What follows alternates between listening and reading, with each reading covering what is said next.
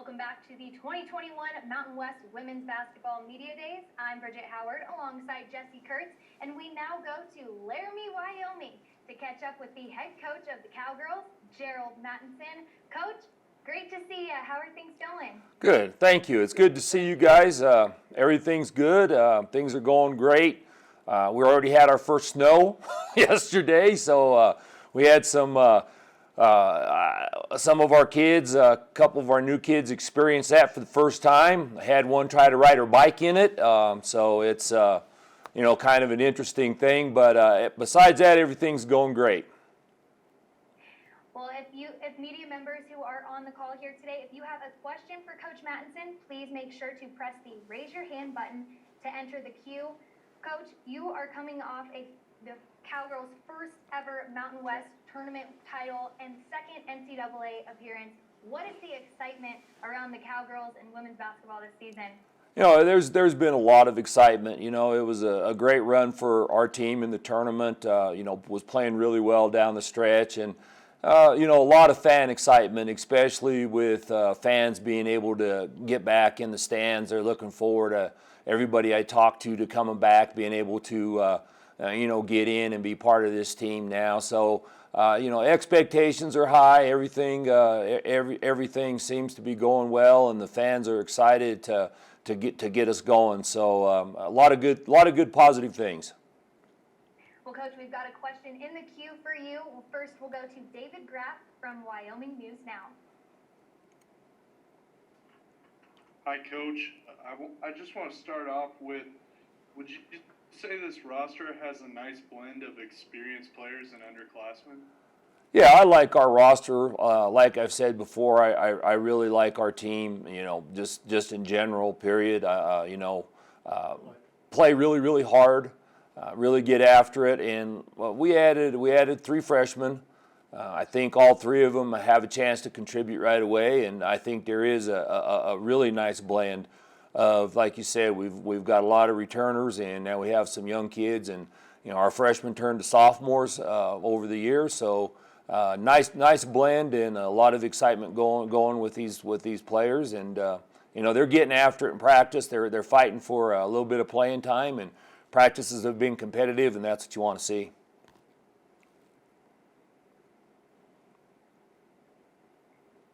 I'll ask Next another question. one. Go ahead.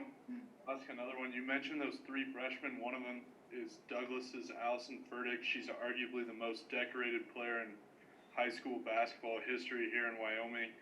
What can we expect from her in year 1? I think just like our other freshmen and like our returners, what she's trying to do is she's battling for time, and what can we expect for her? I think you can expect for her as well as the other players to play hard and fight for that playing time. That's she's going through an adjustment period.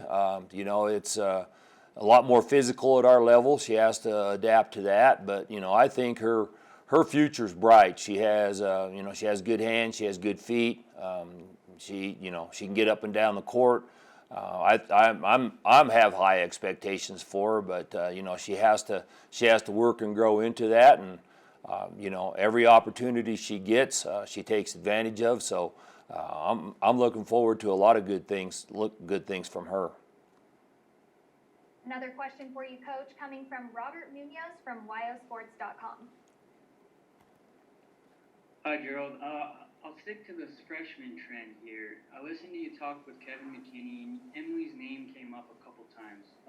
Do you expect some big contributions from her this season? Yeah, I do. I think that Emily has the ability at the point guard spot to come in and give Tommy some rest. Help us so that will also help rest Quinn, so she doesn't have to do double duty. So Emily's gonna have to step up. I think she can. We're gonna have some growing pains with all of the freshmen. And even some of our returners. We're talking about a 5 spot that was, filled last year by a senior, and so we're going to have young people trying to figure that one out. But we're excited about Emily. She plays really, really hard. She has good ball skills, and one of the things that's interesting about her is she's grown 3 inches. So when we first were recruiting her or seeing her a few years back, she was about 5'8", and she's grown to be about 5'11" right now. So that gives us some size at that point guard position also down the line. And talking about McKinley, I know coming in her freshman season, defense wasn't her strong suit. How she developed on that side of the ball and just overall the past couple of seasons? I just think McKinley just continues to grow and grow, get better as a player. She'll be the first one to tell you, she never understood about defense. She just knew that she could get out and get after it. She's really, really becoming a better individual defender and also a team defender because, the way we play defense, we rely on team help, team rotation. She's just gotten better and better at that, and like I said, she's just growing leaps and bounds. I think as just an overall very good player, and when you talk about expectations, she's a person we have a lot of expectations for this year. Right, and we'll now go to Sean Reynolds from KTWO TV in Casper. How you doing, Coach? Can you hear me? Yes. All right, you're picked 5th in the conference here. Picked to finish 5th. What's your reaction to that, given all that you returned? I have no reaction to that.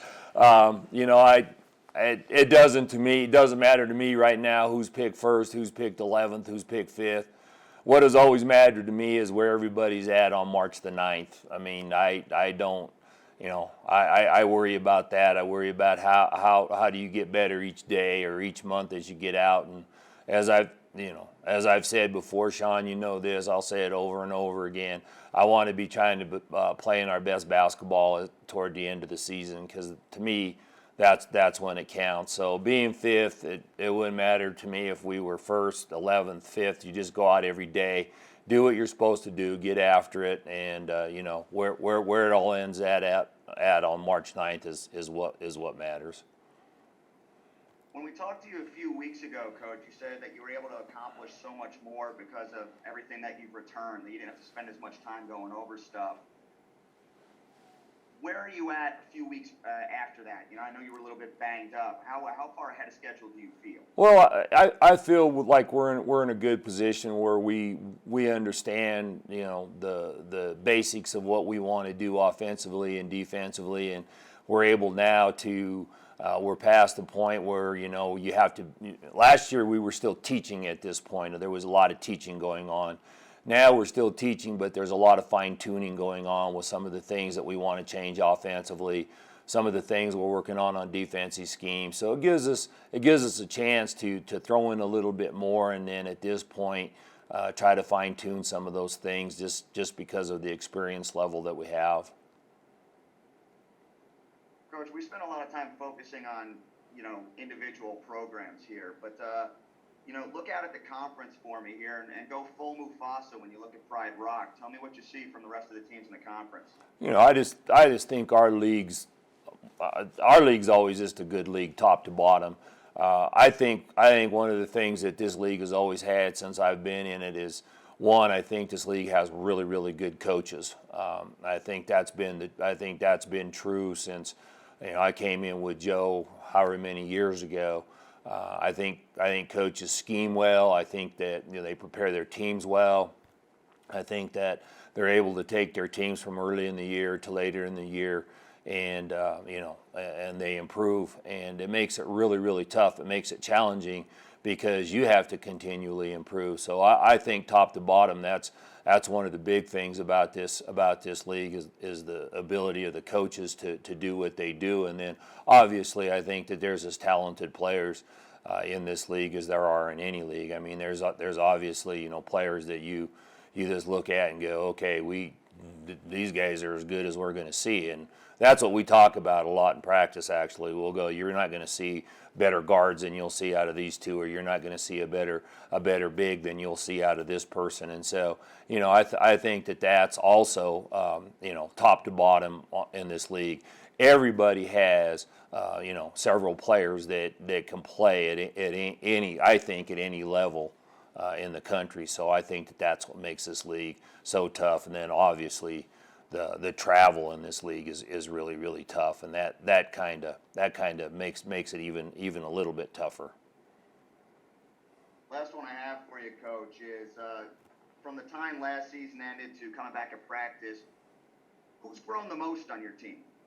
Not physically, but like just in the growth of the game. You know, I don't know if I could answer in one. You know, I think they've all grown in their own ways and have come back. You know, with some determination. But I'm going to have to say that I'm really pleased with where McKinley Bradshaw is at. You know what she's done in the off season. I think this was one of her most productive off seasons that she's had. She came back, I think, in as good a shape as when she left. Focused to play. I think really wanting to not only have us have team success, but her have individual success. You know what? And I'm really impressed with our two freshmen that were here. And I think that they have really grown and stepped up from when they first walked onto campus to where they're at right now. I think for them, what they've gone through and how they've adapted not only to basketball but to school and what they're doing, I think that has been a lot of growth for them. Thanks for the time, Coach. You betcha. Thank you for the question, Sean. We do have some time for some follow-up questions. If you do have a question, raise your hand. We'll get you in queue. Let's go back to Wyoming News now and David Graff. Ola was contributing more and more down the stretch last season. Where have you seen her game improve the most? Did you say Ola? I didn't hear who you said. Yeah, Ola. I think Ola is one of those versatile players that right now, for her, where we see her is offensively she has the ability to shoot the ball. That's her number one asset and she has deep range. And she got better and better defensively. And I keep harping on defense. I think for us last year that was the key to our success. I think the year before that was the key to our success. So where I see her going is just continued growth. Being able to be a little bit more of a multifaceted player, where now you need to move past this being a catch and shoot person to being able to attack the basket a little bit more, to being able to guard bigger people when you need to, get a little more aggressive with some rebounds. And I think that will happen for her, and the quicker that happens, the more success we'll have as a team. Thank you, David. Another question from wildsports.com's Robert Munoz. Coach? Coach, you always talk about how proud you are of your players. I think every time you hop on a call, whatever, after a game, you always talk about how proud you are. How proud are you as a team to just overcome everything that overcome last season and get to where you guys ended up being? Well, we've talked about that, Robert. I can't say enough about this team and what they did last year. And I got to say that about every team that went through all the stuff that they went through last year. Everybody should be proud of what they were able to accomplish. But for our team, I just had a bad feeling after we played Utah State. Just with the way that things were going last year at the end of the regular season, listening to how the COVID news was going within the league and things like that, and I just had a feeling that was going to be our last game. We were going to try to get a game, and then obviously being off for that long causes a lot of concern. Trying to keep your team's spirits up. They helped themselves a lot there. That's where they showed a lot of growth to me. They never gave in at that point. They just kept pushing each other and and giving themselves reasons to practice and reasons to play, and then. This being able then to show up at the tournament and not really miss a beat from where we were playing. That's like I said, I can't say enough about them, and I have to say my staff too, because my staff could have just said, hey, we got 23 days to go, so not be into it. But every day we all came, especially the team, and pushed each other and found a way to to keep that edge. Coach, got one more question for you. It would be remiss if we did not set the stage for our next guest, and Tommy Olson. Last time we saw her, she was setting an all-tournament record with 17 steals in Las Vegas. Talk to us about the growth of Tommy Olson. What do you expect for her? Since we're going to get a chance to talk basketball with her here in a few moments.